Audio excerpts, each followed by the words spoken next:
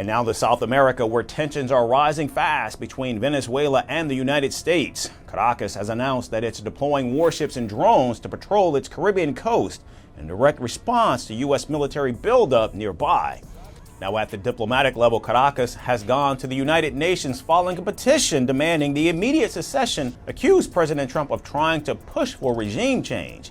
He said Venezuela is free of cocoa leaf crops and free of cocaine production, and argued that the real problem is drug consumption inside the United States. 12 minutes. That's all the time the U.S. Navy had when 3 Chinese ICBMs screamed toward a carrier strike group at 15,000 miles per hour. 2 were destroyed midair, but 1 broke through, ripping a 20-foot hole into the hull of an American carrier, the first visible damage since World War II. 7 sailors were critically injured in a $70 million FA-18 incinerated on deck. 2 more vessels, a guided missile cruiser and a nuclear-powered submarine, are expected to arrive in the Caribbean as early as next week. But despite the dramatic show of force, analysts believe an actual U.S. invasion or airstrikes on Venezuela remain highly unlikely. U.S. officials say the move is part of an effort to curb Latin American drug cartels, which they accuse of flooding American streets with narcotics like cocaine and fentanyl. In fact, yesterday, a U.S. source also told AFP that President Trump had approved an even larger deployment. In fact, many Venezuelans too appeared to shrug off the military buildup, calling it posturing on both sides.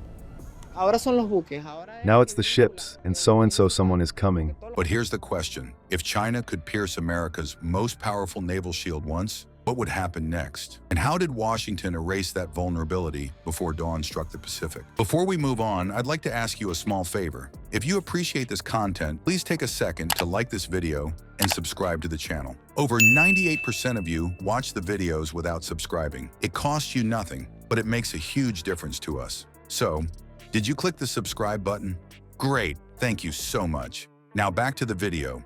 Now at the diplomatic level, Caracas has gone to the United Nations following a petition demanding the immediate cessation of the U.S. military deployment in the Caribbean.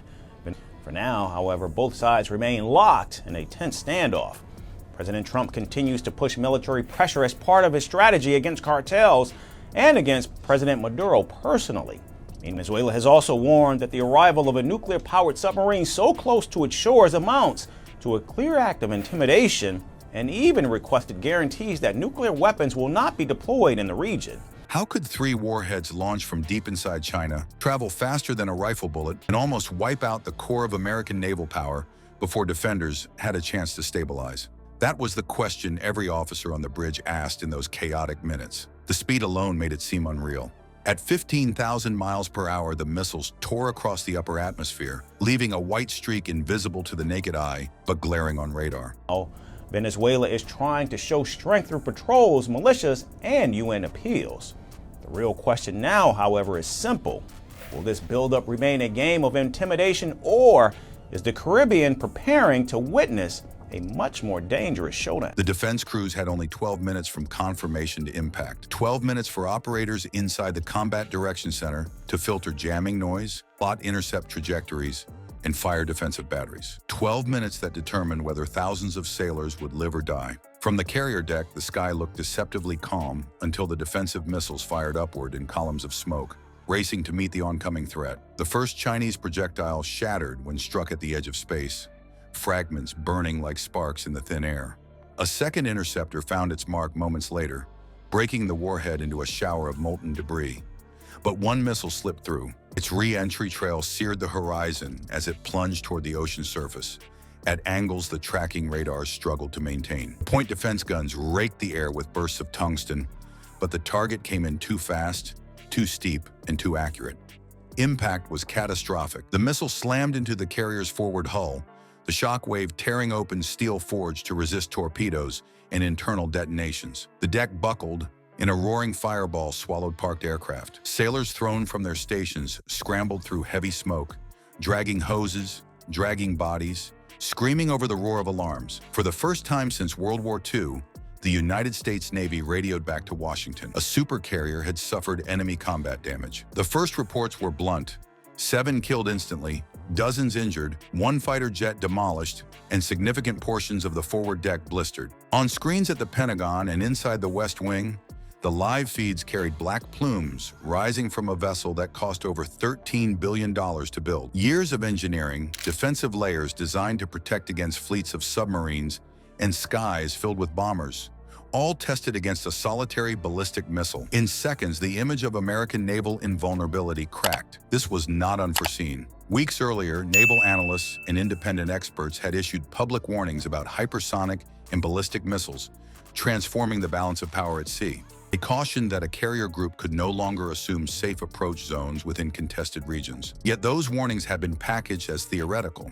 Few expected an adversary would challenge the United States so openly, much less on waters where American flags had flown unopposed for 3/4 of a century. Now, theoretical vulnerability had become a burning hole in an active-duty warship. On the ship itself, sailors worked in rotations to contain fires as steel beams glowed red beneath their feet. Deck crews wrestled damaged aircraft off the flight line to prevent secondary explosions.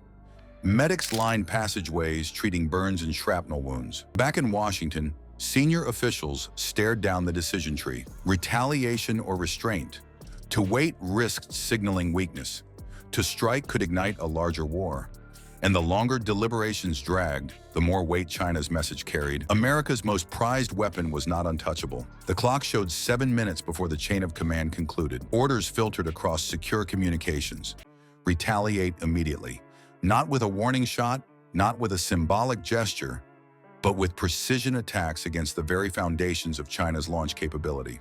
As the president authorized the move, submarines already lurking beneath Pacific waters rose close enough to launch, and stealth bombers on standby adjusted their flight vectors. The response was not designed for balance. It was designed to demonstrate that a hit on a carrier was not an opening to negotiate, but a red line that triggered overwhelming force.